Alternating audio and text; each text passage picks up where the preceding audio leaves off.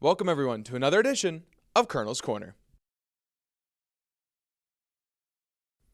Joining us today is Wilkes men's ice hockey head coach Tyler Hynes to preview the 2025-26 season. Coach, thank you so much for stopping by. Thanks for having me. Happy to be here. So first, got a couple of scrimmages under your belt now. What is the excitement level like around the team to get the season underway? We're pumped. I think all the way through the locker room, not just our players, our coaching staff is pumped.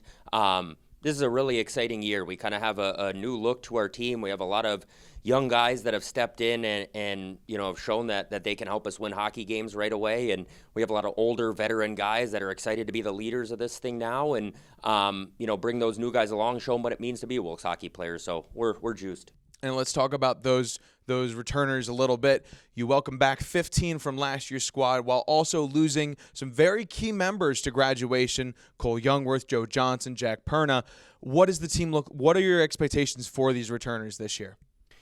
Yeah, a lot of them are stepping into bigger roles, more prominent roles. You just spoke about a couple of guys that ate up a lot of minutes, and deservingly so. They were great players, legends for this program, but we have some guys that I think have been waiting in the wings and waiting for their opportunity, and now they've gotten it, and not just on the ice in a playing time role, but I think off the ice as leaders as well. That was a really strong senior class that we had last year. It was a tight, close-knit group of a lot of guys that maintained it all the way through here.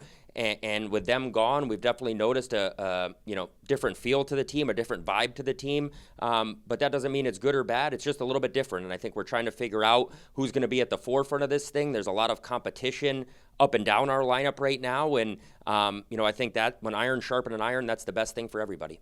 You inject a lot of youth into this program as well. 14 newcomers, 13 first years, and 1 transfer. What are your expectations for them, and not just their first year of collegiate hockey, but also in the case of your 1 transfer, his first year in the Colonel program?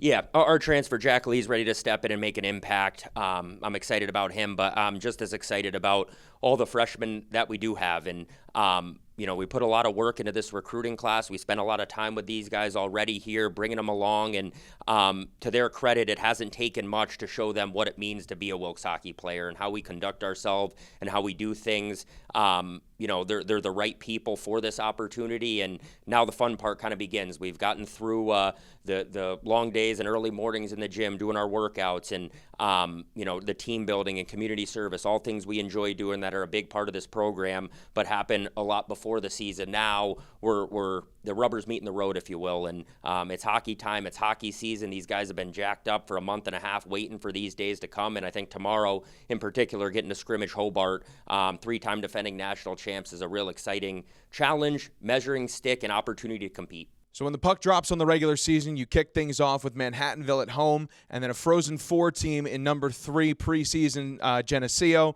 You also have tough non-conference games against Elmira and Cortland. Talk to us about those games a little bit, and is that now your standard for non-conference play and trying to make an NCAA tournament berth?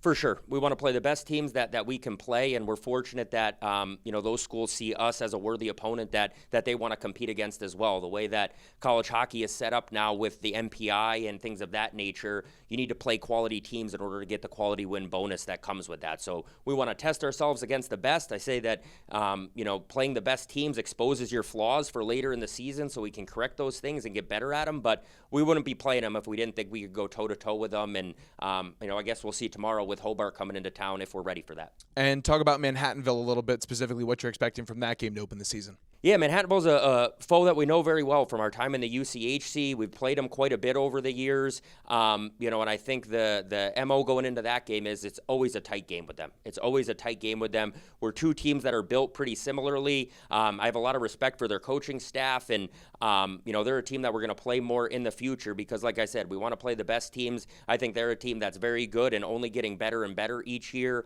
So we look forward to that, and it's going to be a heck of a hockey game. First one for both teams. The Colonels drop puck on the 2025-26 season as they face Manhattanville at the Toyota SportsPlex on Friday, October 31st at 4:50 p.m. Coach, thank you so much for stopping by and best of luck this season. Thanks, Griffin.